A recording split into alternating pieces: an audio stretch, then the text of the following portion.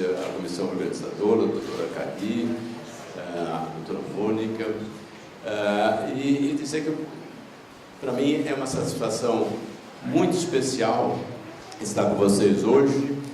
Lembrar que no início da minha carreira eu pesquisei durante vários anos pólio, depois, por vários motivos, me afastei um pouco do tema, e é uma alegria, no final dela, retomar, vamos dizer, em condições bem interessantes, ter a oportunidade de conhecê-los e estar com vocês. Eu vou fazer uma apresentação, no medida possível, rápida, o tema. Eu pretendo apresentar para vocês a trajetória da pólio, da sua emergência até a fase final da erradicação, mostrando a importância dessa doença como doença emergente. Ela é das poucas doenças em que a gente pode ter um registro bem detalhado da sua emergência até praticamente a sua erradicação, e mostrar, vamos dizer, o que ela trouxe para a humanidade. Se de um lado ela trouxe muitos sofrimentos, mas ela também foi um fator indutor da produção do conhecimento, né? Várias áreas do conhecimento, como a virologia, praticamente no primeiro metade do século passado se desenvolveram com base nas pesquisas a respeito dessa doença. Então, mostrar um pouquinho disso, mostrar algumas coisas relativas às características da doença e alguma parte mais da minha área, que é de saúde pública, os programas de controle. Bem, fazendo uma definição rápida, né, acho que é bom lembrar que a pólio, né, a infecção pelo poliovírus, quando infecta um indivíduo suscetível, 90% dos indivíduos infectados não apresentam manifestações ou apresentam pequenas manifestações inespecíficas. E aqueles, mais ou menos 3 a 5%, apresentam manifestações clínicas não paralíticas, geralmente meningite linfocitária, e 2 a 3% somente dos indivíduos infectados é que vão apresentar o quadro clínico da doença, variando um pouco por faixa etária, quer dizer, os indivíduos que são atingidos numa faixa etária mais elevada têm maior probabilidade de ter quadros paralíticos e formas mais intensas. A poliomielite pode apresentar-se na comunidade como casos isolados ou epidemias, né? Elas foram muito frequentes até a introdução da vacina na década de 50. As epidemias causadas por poliovírus, elas geralmente são acompanhadas por epidemias de outras manifestações, geralmente a meningite linfocitária. Sem entrar em muitos detalhes a respeito da etiologia da doença, é sempre bom lembrar que o poliovírus tem 3 sorotipos, né? E ele pertence ao gênero do enterovírus, que tem 4, além do poliovírus, outros 4 grupos de vírus, e que, na sua totalidade, formam mais ou menos 100 sorotipos, né? Que têm características muito semelhantes entre si. É bom lembrar que, além do poliovírus, boa parte dos demais enterovírus, dos 90 e poucos enterovírus, podem, eventualmente, determinar quadros paralíticos semelhantes à pólio, né? E lembrar, por exemplo, que o enterovírus 68, que provavelmente vocês nunca ouviram falar, mas é um vírus que emergiu recentemente, na década de 80 do século passado, e tem determinado progressivamente epidemias cada vez mais intensas, ainda que não de quadros paralíticos, mais ligados a manifestações respiratórias. Em 2015, só para mostrar a importância dos demais enterovírus, os Estados Unidos sofreu uma grande epidemia, atingindo principalmente crianças, de um quadro respiratório associado a esse vírus, e coincidentemente ocorreram naquele país cerca de 120 casos de paralisia semelhante a pólio, não associada a poliovírus. Possivelmente, mas isso não está comprovado, associada a esse vírus, mostrando que a emergência da polio pode eventualmente se repetir com outros enterovírus. Bem, as características gerais, eu vou falar muito rapidamente, mas um aspecto importante é que esse vírus, o poliovírus, é um RNA vírus. Eu não vou entrar em detalhes técnicos, porque não cabe, mas essa característica é que dá a tônica, vamos dizer, do comportamento desse grupo de vírus, que é a sua capacidade, a alta capacidade de mutação, de recombinação e, portanto, de emergência. Né? E isso justifica, por exemplo, a emergência do enterovírus 68, que eu exemplifiquei para vocês agora há pouco. Ele é um vírus de ampla distribuição geográfica, né? Ele tem uma capacidade muito grande de infectar as pessoas e de se transmitir das pessoas infectadas a outras, motivo pelo qual ele facilmente, em populações não vacinadas, pode determinar epidemias. Né? Os seres humanos são os únicos reservatórios naturais dos poliovírus. No entanto, vale registrar que os poliovírus e outros enterovírus humanos podem ser isolados de primatas não humanos e podem ser isolados de outros mamíferos, mas provavelmente eles não têm importância na cadeia de transmissão. Os poliovírus podem ser recuperados do ambiente, né? Seja de esgotos, principalmente numa comunidade em que existe circulação do agente, ou mesmo de água do mar contaminada, geralmente por esgoto. A reintrodução do poliovírus a partir da água do mar pode se dar através de frutos do mar, que se infectam, e esse vírus pode permanecer meses, né, nessas condições. O isolamento de poliovírus de esgoto é um indicador importante, e a gente vai ver mais para frente, da vigilância ambiental da poliomielite. Né?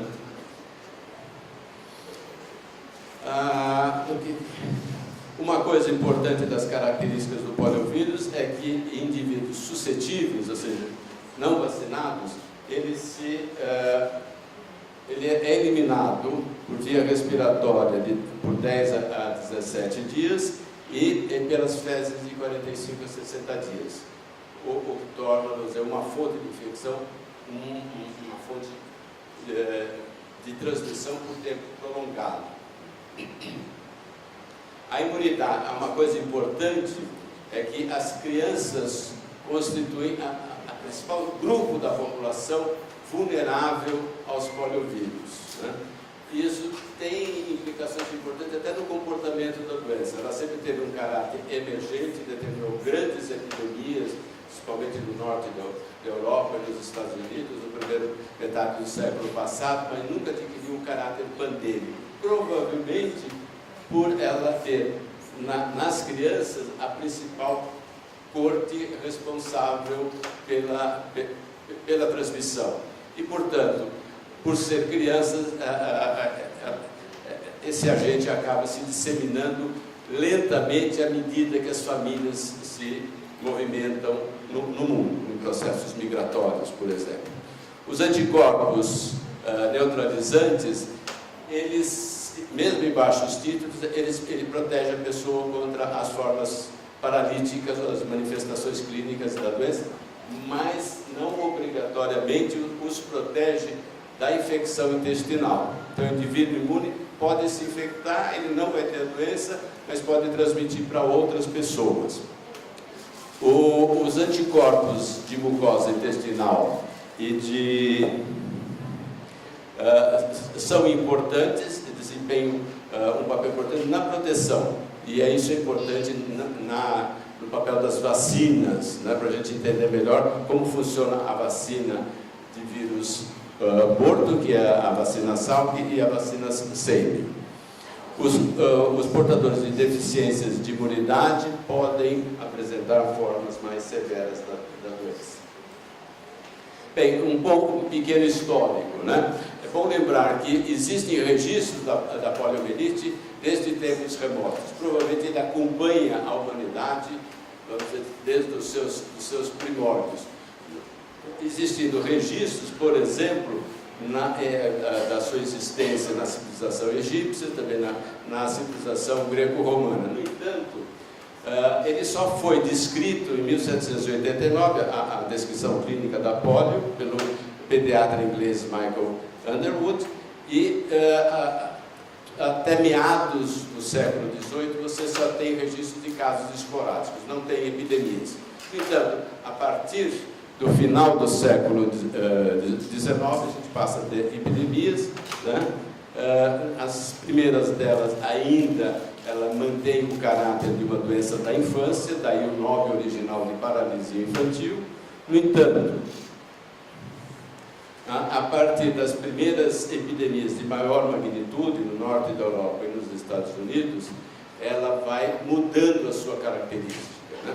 A principal epidemia, né, que marca, vamos dizer, essa era, é uma epidemia extensa de mais de 1000 casos na Suécia em 1905. Ela propiciou o desenvolvimento de uma série de pesquisas que permitiram, por exemplo, identificar que boa parte dos indivíduos infectados não apresentavam a doença e também apresenta uma mudança do comportamento da doença, que de paralisia infantil ele passa a atingir também nessas grandes epidemias população de faixa etária mais elevada, escolares e adultos jovens, né? Bem, desde o início do século XX, as epidemias nos países desenvolvidos da América do Norte e da Europa passam a ser mais frequentes e cada vez mais intensas, frequentes e extensas, né? Isso se mantém mais ou menos até a década de 50, quando é introduzida a vacina. As características desse período epidêmico é que a doença atingia fundamentalmente países desenvolvidos, ricos, e outra característica dessa fase epidêmica é que ela deixa de ser uma doença da infância e passa a ser uma doença de escolares e adultos jovens. Mais uma vez, lembrando que ela nunca teve caráter pandêmico. Aí eu queria mostrar um pouquinho as características do comportamento da polio. Aqui vocês têm uma curva de mortalidade de 1850, mais ou menos, não dá para ver até 1970, na Inglaterra e País de Gales. O que diferencia a polio, por exemplo, do sarampo e da tuberculose, ou da mortalidade mais geral por doenças infecciosas? De uma maneira geral, as doenças infecciosas, tanto a morbidade como a mortalidade, diminuem drasticamente no correr do século XX em função da melhora das condições de vida. No entanto, paradoxalmente, a poliomielite passa a se expandir. Ele tem um caminho oposto. Qual seria a justificativa disso, né? Só exemplificando, aqui são dados de vários países europeus, a Áustria, a Alemanha, a Inglaterra, Canadá, os Estados Unidos, aqui contrapondo a Cuba e Brasil, ou seja, até onde existam registros nessa fase epidêmica, os países não desenvolvidos, ou de baixo desenvolvimento, não foram muito atingidos.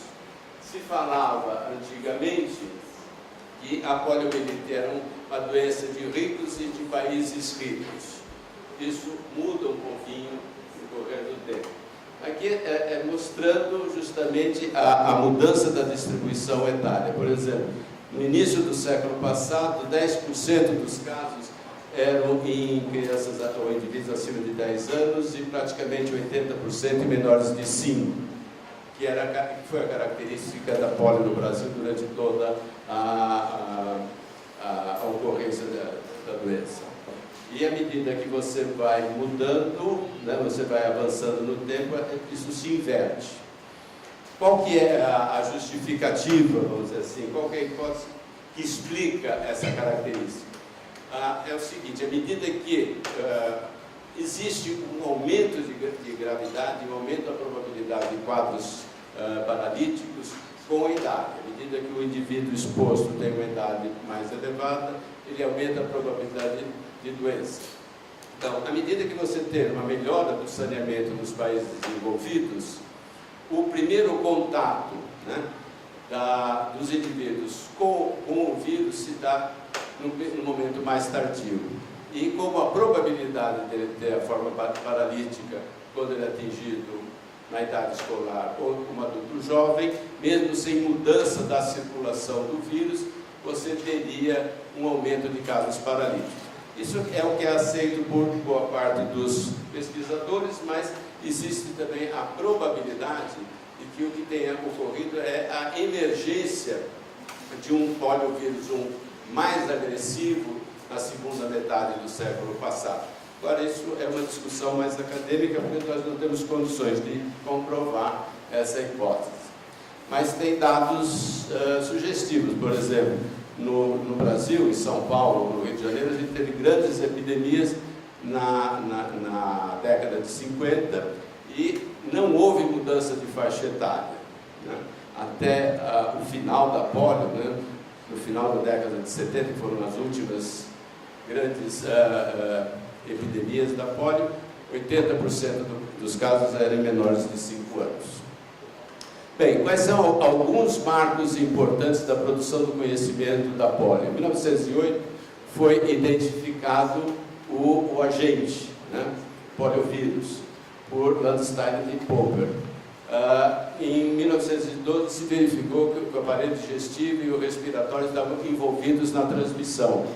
Na década de 30 e 40 avançamos muito em relação ao conhecimento da imunologia, e a partir do momento que se conhece mais a resposta imune, se pode fazer estudos soro-epidemiológicos e, portanto, foi possível conhecer as diferenças do comportamento da polio em países ricos e países em desenvolvimento.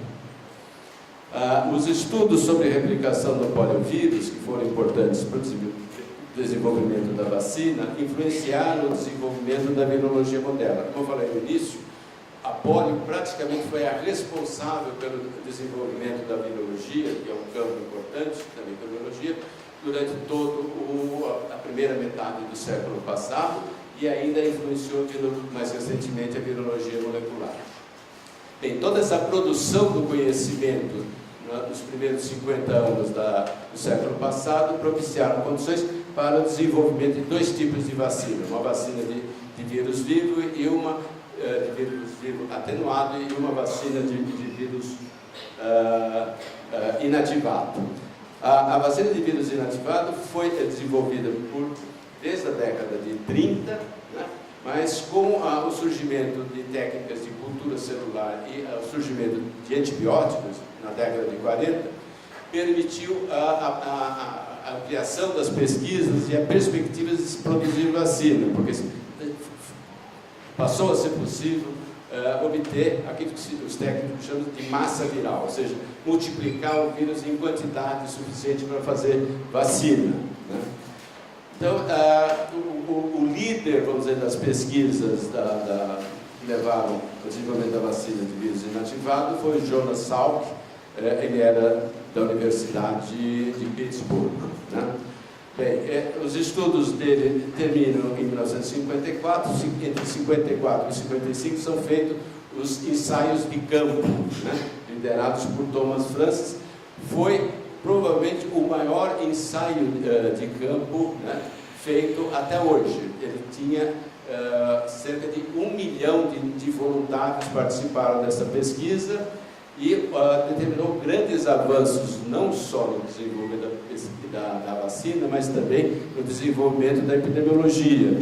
Por exemplo, se introduziu o controle duplo cego em ensaios, que até aquela época não se usava, e foi a primeira grande oportunidade de armazenar, organizar e analisar grandes bases de dados. Portanto, ele avançou, ele criou condições para o avanço da epidemiologia no momento em que os computadores estavam no início.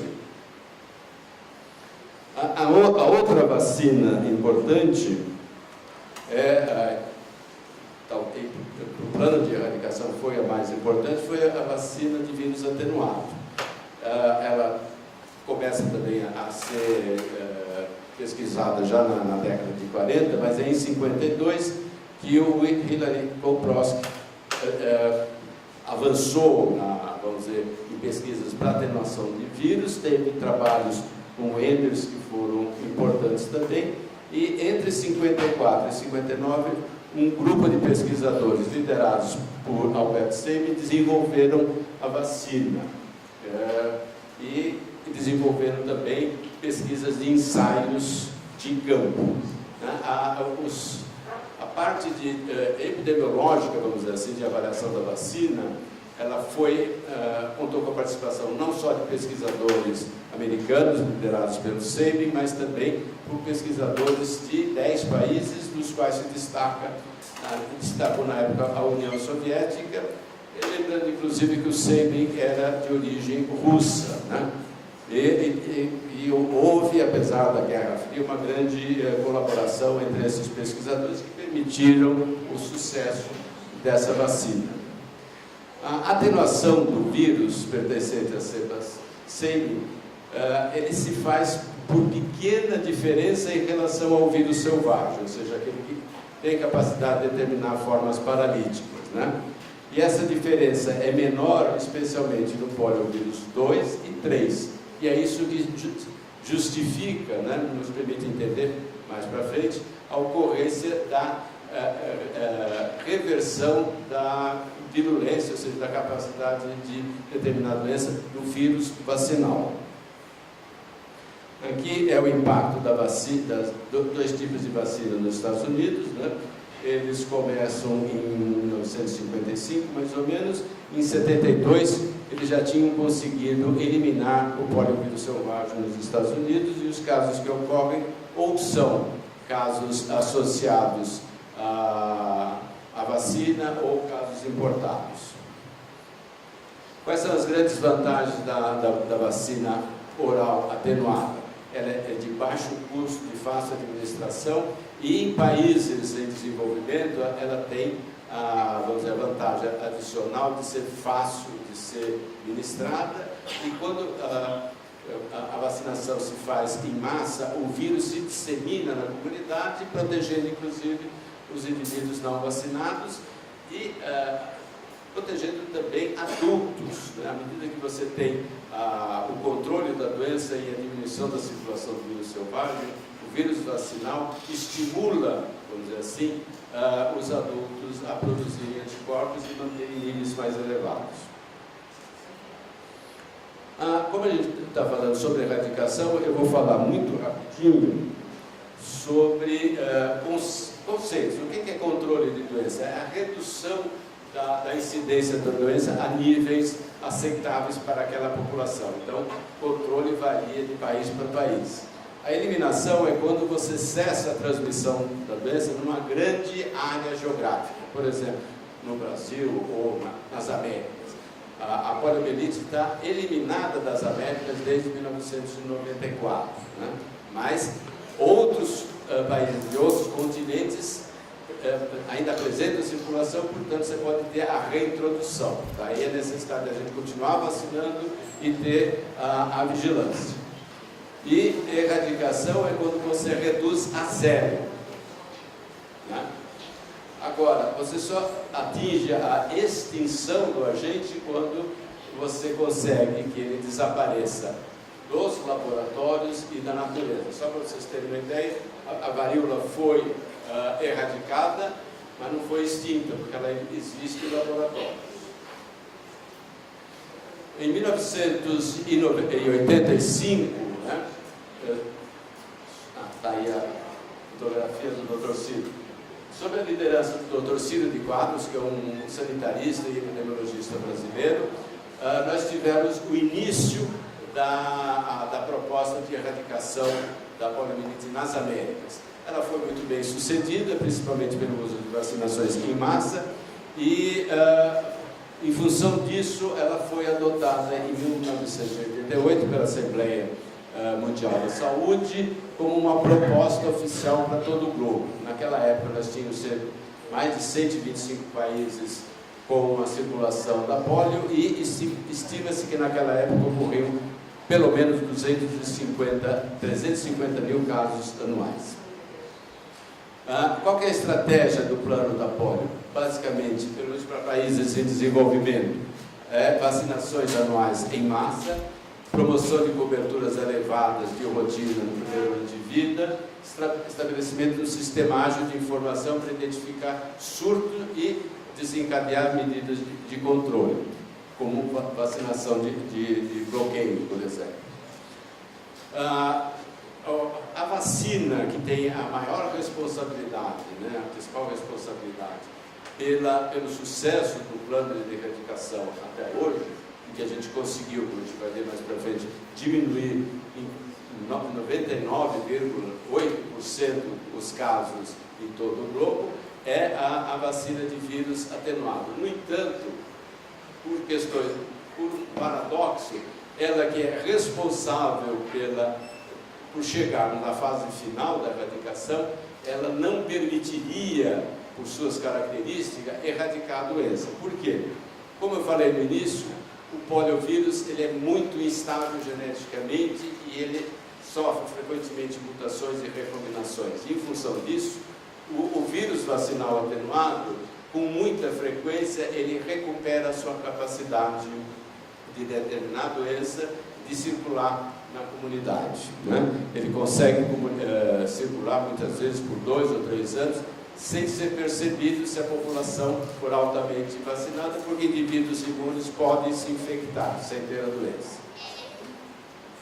E em 2000, né, foi verificado, através da investigação de uma epidemia que ocorreu na Ilha Espanhola, que é onde fica o Haiti e a República Dominicana.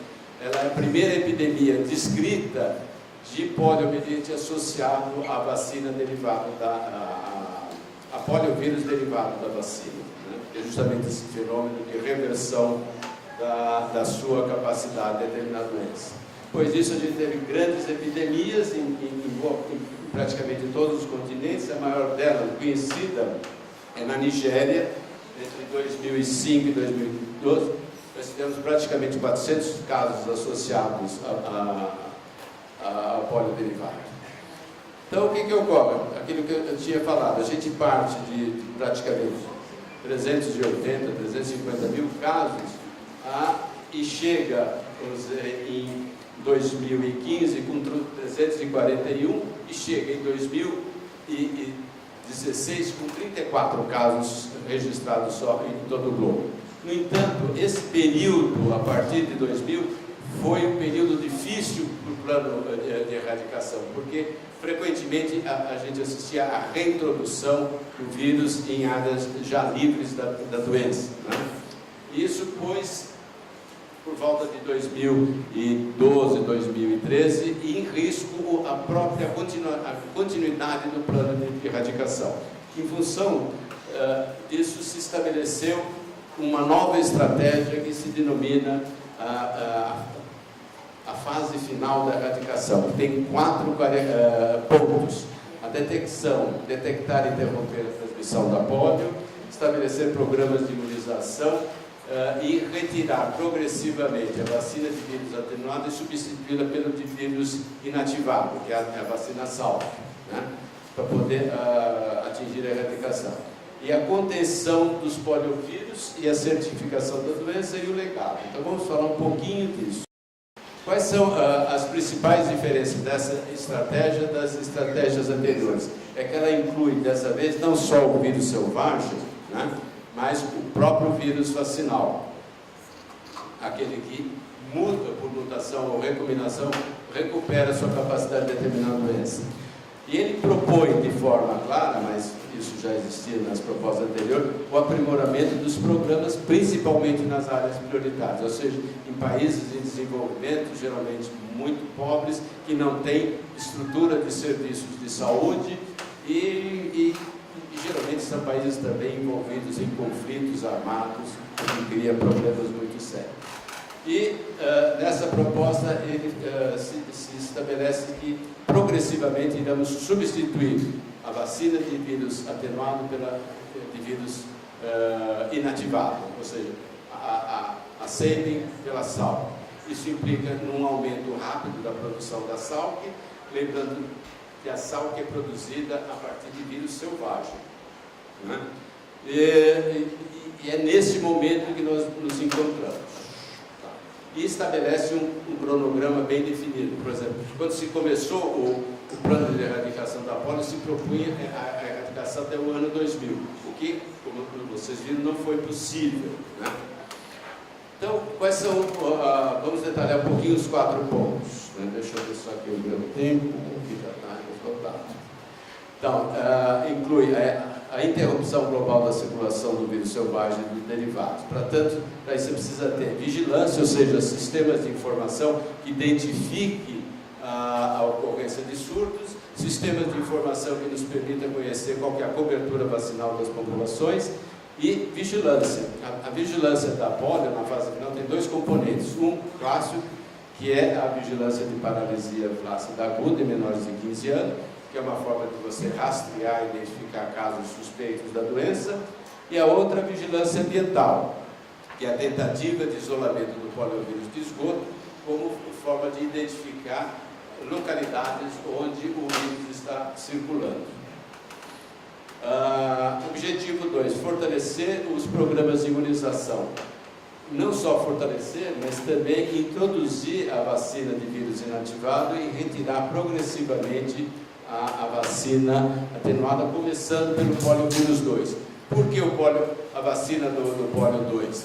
Porque o polio 2 é aquele que foi menos atenuado e é o mais estável, é o responsável por 90% das epidemias causadas por poliovírus e é também responsável por 40% dos casos de paralisia de polio associada à vacina em indivíduos imunossuprimidos.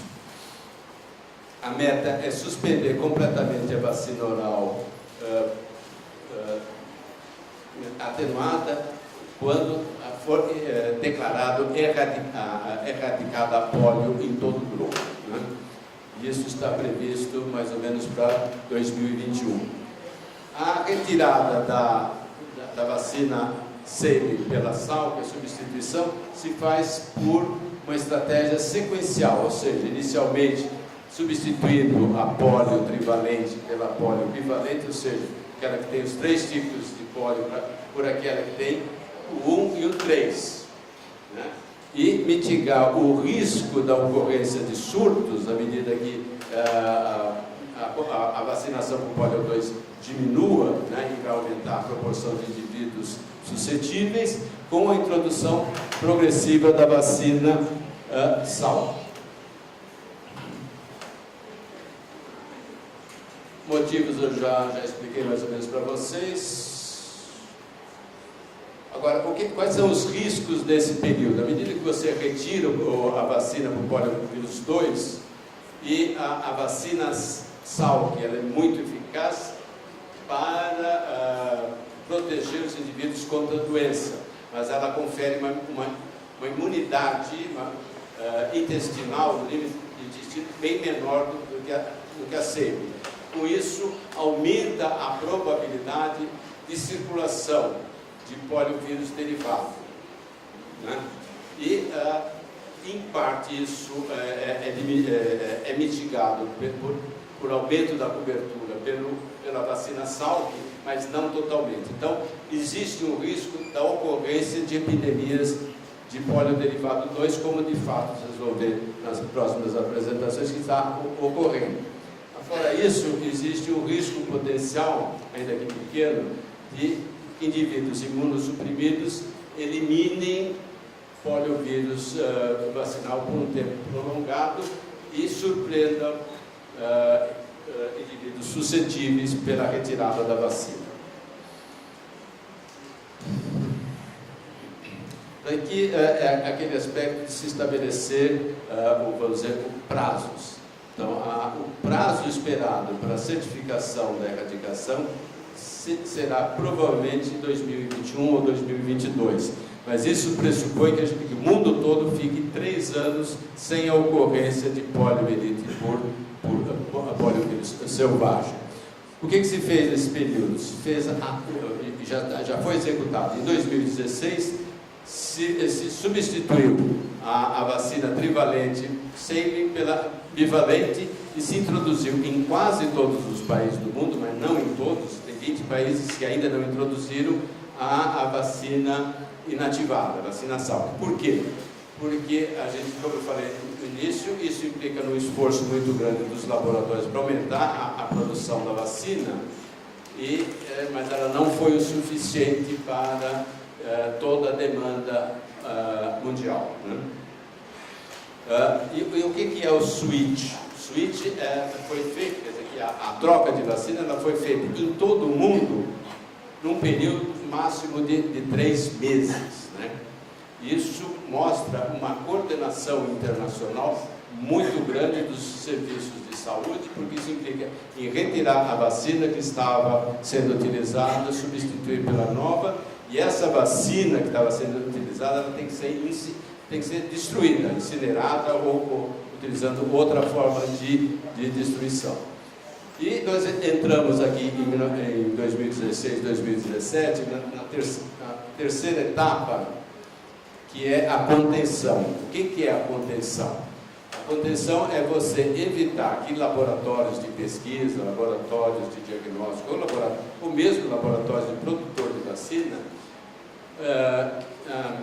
por erro na manipulação do vírus, ele escape para a comunidade. Vou dar um exemplo. Se o indivíduo que trabalha numa fábrica de vacina não é vacinado, que é um absurdo, mas ocorre, o que pode acontecer? Ele é suscetível, ou se ele não é suficientemente vacinado, ele pode se contaminar na manipulação do vírus selvagem e, à medida que ele retorna para a comunidade, na família, ou contato com outras pessoas, ele reintroduz o vírus selvagem. Pode ocorrer, tem coisas que são absurdas. Por exemplo, há 2 ou 3 anos atrás, uma fábrica de vacina Salk na Bélgica, ou seja, num país desenvolvido, dizem que não foi intencionalmente, mas um dos seus funcionários despejou no rio 45 litros de concentrado viral de poliovírus selvagem. Como é um país com bom nível de vacina, com bom saneamento, aparentemente não teve consequências maiores, mas isso ocorre. Daí a importância, isso não ocorre só em países subdesenvolvidos, né? Então, daí a importância da contenção. E o que consiste a contenção? Você precisa levantar todos os laboratórios existentes em cada país, os de diagnósticos, laboratórios de pesquisa e alguns países têm também laboratórios produtores. O material de vírus selvagem e de poliovírus vacinal tem que ser transferido para aquilo que eles chamam de laboratórios essenciais, ou seja, laboratórios que têm maior capacidade de garantir a segurança dessa vacina. Nós estamos atualmente na fase de contenção de laboratórios, né? Bem, quais são os principais legados da erradicação da polio, né? Na verdade, ela é muito rica, ela é tão importante, vamos dizer assim, como a AIDS. Por isso que eu costumo fazer uma comparação. São 2 doenças que tiveram impactos, se vocês fizerem as devidas adequações, muito semelhantes. Então, houve um esforço internacional, não só dos governos, mas também da sociedade civil, da comunidade acadêmica e de sanitaristas, inicialmente no controle da doença e, mais recentemente, com a finalidade de erradicá-la, né? E os resultados até agora são excelentes. Houve expressiva diminuição da carga imposta pela poliomielite. Hoje, poucos países, 2 países só, ainda têm poliomielite. Houve produção do conhecimento e ampla desenvolvimento de novas tecnologias, né? O desenvolvimento da vacina, por exemplo, ela é resultado de uma gama enorme de pesquisas. Só mais uma coisinha. E esse esforço contribuiu também para o aprimoramento dos serviços de saúde, né? Acho que existe um vínculo muito forte do plano de erradicação da polio com o fortalecimento dos programas nacionais de imunização, que hoje praticamente todo mundo controlaram, não só a polio, mas boa parte das doenças imunoprevenidas. Eu peço desculpa porque eu ultrapassei muito aqui o meu tempo. Foi um prazer então, estar com vocês. Muito obrigado. Então.